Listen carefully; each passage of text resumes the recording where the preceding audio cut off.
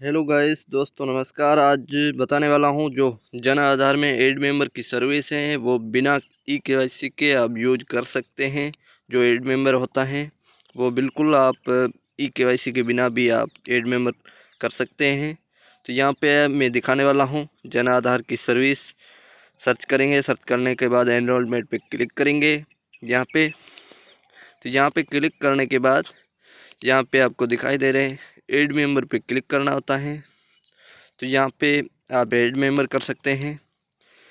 यहाँ पे आप फैमिली स्टेटस चेक कर सकते हैं और यहाँ पे आप सर्च करके जन आधार संख्या निकाल सकते हैं।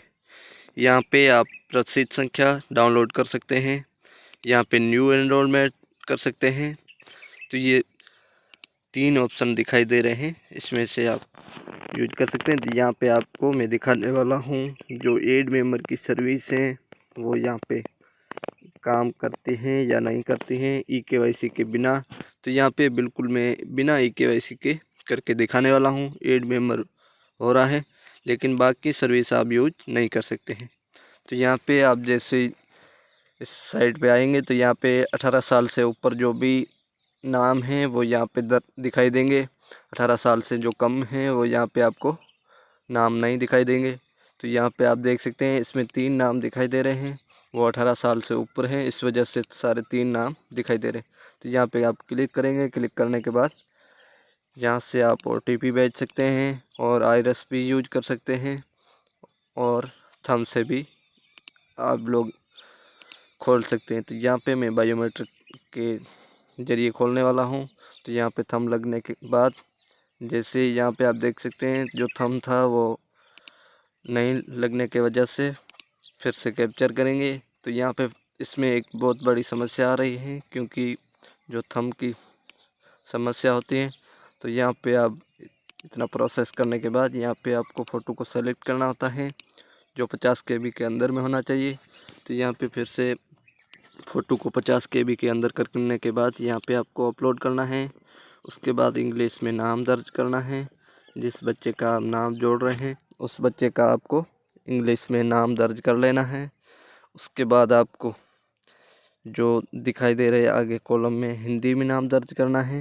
हिंदी में नाम दर्ज करने के बाद जो पिता का नाम है वो यहाँ पे आप दर्ज करेंगे। तो यहाँ पे मैं पहले नाम दर्ज कर लेता हूँ इंग्लिश में। आप पूरा विस्तार से वीडियो देखें ताकि आपको पूरा समझ में आ सके। किसी का भी एड मेंबर आप करें तो ताकि आपको कोई दिक्कत नहीं होगी। तो यहाँ पे आप देख सकते हैं जो दिखाई दे रहा है नाम हिंदी में डालना है। तो यहाँ पे आप मोज़िला में साइट चलाएंगे तो कोई दिक्कत नहीं होगी। अगर आप क्रोम में ये साइट को चलाएंगे तो थोड़ी दिक्कत हो सकती है क्योंकि ये काम सर्विस हिंदी वाला ऑप्शन है वो कम करता है। तो यहाँ पे आप देख सकते हैं मैंने नाम डाल दिया है। फिर आपको संबंध डालना होता है। संबंध डालने के बाद यहाँ पे पिता का नाम अंग्रेजी में डालना होता है। तो यहाँ पे मैं पिता का नाम अंग्रेजी में डाल देता हूँ। डालने के बाद जैसे ही यहाँ आप अंग्रेजी में नाम फिल करेंगे, फिल करने के बाद जो आगे वाला कॉलम है उसमें ऑटोमेटिक हिंदी वाला नाम आ जाता है। तो यहाँ पे आप देख सकते हैं माता और पिता दोनों का हिंदी में ऑटोमेटिक नाम आ चुका है। तो यहाँ पे इंग्लिश में भी आ चुका है। तो यहाँ माता का नाम मैंने फिल कर दिया है। उसके बाद जेंडर को सेलेक्ट करना होता है। जेंडर को सेलेक्ट करने के बाद अलग संख्या 9 कर लेते हैं। अगर अलग संख्या से आते हैं तो यहाँ पे आप यस कर सकते हैं। यहाँ पे आपको जो भी कैटेगरी है SC है, ST है, OBC है वो चुन लें। तो यहाँ पे मैं जो भी हमारे ग्राहक की कैटेगरी है वो चुन लेता हूँ। चुनने के बाद यहाँ पे आप जन्म डेट भरेंगे। जो भी जन्म डेट है वो भरेंगे। इसमें जो भी आपको अगर जन्म प्रमाण पत्र बनाना है तो उसमें आपको पहले या ममता कार्ड है उसमें ऐड होगी तो उससे आप यहाँ पे भर सकते हैं। उसके बाद आप जन्म प्रमाण पत्र के लिए अप्लाई कर सकते हैं। जन्म प्रमाण पत्र डायरेक्ट बिना जन आधार के आप अप्लाई नहीं कर सकते हैं। ये भी आपको ध्यान रहे किसी का भी अगर आप जन्म प्रमाण पत्र ऑनलाइन कर रहे हैं उसका नाम जन आधार में न होने की वजह से आप नहीं कर पाएंगे। पहले आपको जन आधार में नाम ऐड करना होगा, उसके बाद ही आप जन्म प्रमाण पत्र के लिए अप्लाई कर सकते हैं। तो यहाँ पे मैं जैसे इसमें नाम ऐड करने के बाद जो जन्म प्रमाण पत्र बनाऊंगा तो इसका बना हुआ नहीं है। ममता कार्ड के अनुसार मैं जन्म डेट जन आधार में डाल देता हूं। उसके बाद जो जन्म प्रमाण पत्र हैं वो भी उनके अनुसार बनेगा। उसके बाद जो जन्म प्रमाण पत्र हैं वो ऑनलाइन हो सकेगा। तो यहाँ पे आपको ये भी ध्यान रखना है। तो यहाँ पे मैं कैटेगरी को सेलेक्ट कर लेता हूँ। कैटेगरी को सेलेक्ट करने के बाद इसकी जाति को सेलेक्ट करेंगे। तो यहाँ पे आप बहुत सारी जाति आ जाती हैं। तो यहाँ पे जाति को सेलेक्ट करेंगे। सेलेक्ट करने के बाद जैसे सेलेक्ट करेंगे तो यहाँ पे विवाहित स्थिति सेलेक्ट करनी होती है। विवाहित स्थिति सेलेक्ट करने के बाद यहाँ पे अविवाहित को मैंने सेलेक्ट कर लिया। सेलेक्ट करने के बाद यहाँ पे आपको मोबाइल नंबर दर्ज करने होते हैं जो चालू होने चाहिए, एक्टिव। तो यहाँ पे आप जैसे मोबाइल नंबर दर्ज करेंगे उसके ऊपर OTP आएगी। OTP आने के बाद यहाँ पे आपको फिल करनी होती है। जो दिखाई दे रहे हैं कॉलम, इसमें आपको मोबाइल नंबर दर्ज करने होते हैं। मोबाइल नंबर कंपलसरी है। तो यहाँ पे आपको देख सकते हैं स्टार लगा हुआ है। फिर से ओके पे क्लिक करेंगे। फिर से ओके पे क्लिक करेंगे। ओके पे क्लिक करने के बाद जो OTP हैं वो जो यहाँ पे आपने नंबर दर्ज किए हैं उस पे चली जाएगी। उसके बाद यहाँ पे आपको फिल करनी होती है OTP। जैसे आप OTP फिल करेंगे, फिल करने के बाद कस्टमर के मोबाइल नंबर पर चली जाती है।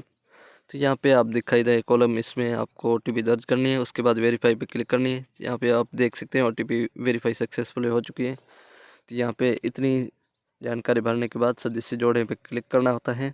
क्लिक करने के बाद यहाँ पे आप देख सकते हैं डिटेल आ चुकी हैं। अगर इसमें आपको कुछ से गलती हुई है तो यहाँ पे क्लिक करने के बाद वापस डिटेल आपकी खुल जाएगी, फिर से भर सकते हैं। तो यहाँ पे मैं फिर से कुछ भी भरना नहीं चाहता हूँ। अपडेट पे क्लिक करेंगे। क्लिक करने के बाद तो यहाँ पे आपको जो दिखाई दे रहे हैं कॉलम, उसमें आपको सबमिट करना है। तो यहाँ पे आपको ये दिखाई दे रहे हैं, हाँ के लिए क्लिक करेंगे। उसके बाद सेव पे क्लिक कर लेंगे। तो यहाँ पे मैं सेव पे जैसे हाँ पे क्लिक करेंगे। क्लिक करने के बाद यहाँ पे सेव पे क्लिक कर लेते हैं। सेव पे क्लिक करने के बाद ओके पे क्लिक करेंगे। यहाँ पे आपको दिखाई दे रहे हैं क्या आप फाइनल सबमिट सेव करना चाहते हैं। तो यहाँ पे ओके पे क्लिक करेंगे। तो यहाँ पे आपको फाइनल सबमिट के लिए भेजा जाएगा। तो यहाँ पे आप देख सकते हैं जो भी यहाँ पे आप देख सकते हैं आपके द्वारा सदस्य जोड़े गए निवेदन स्वीकार कर लिया गया है। जोड़ने की प्रक्रिया पूर्ण करने के लिए सभी दस्तावेज अपलोड KYC करें, अन्यथा दस्तावेज जोड़ने की प्रक्रिया अपूर्ण मानी जाएगी। तो इसका मतलब ये है कि अगर आप डॉक्यूमेंट अपलोड नहीं करते हैं, डायरेक्ट यहाँ से आप कट कर देते हैं, तो यहाँ पे जो भी दस्तावेज अपूर्ण माना जाएगा। जो सदस्य हैं वो दिखाई नहीं देगा। अगर आप किसी भी सर्विस में यूज करने के लिए जाएंगे तो यहाँ पे आपको अपूर्ण दिखाया जाएगा। तो इसमें ये समस्या हो सकती है। पहले यहाँ से आपको दस्तावेज अपलोड करना अनिवार्य है। तो यहाँ पे आप देख सकते हैं मैंने डॉक्यूमेंट अपलोड कर लिया है। उसके बाद दस्तावेज अपलोड पे क्लिक करेंगे। क्लिक करने के बाद यहाँ से जैसे क्लिक करेंगे तो यहाँ पे आपको दस्तावेज अपलोड सक्सेसफुली हो चुका है। तो यहाँ पे आपको ऑटोमेटिक आ जाएगा। तो यहाँ पे आप क्या मुखिया सभी के दस्तावेज अपलोड हो चुके हैं। तो यहाँ पे आप देख सकते हैं जो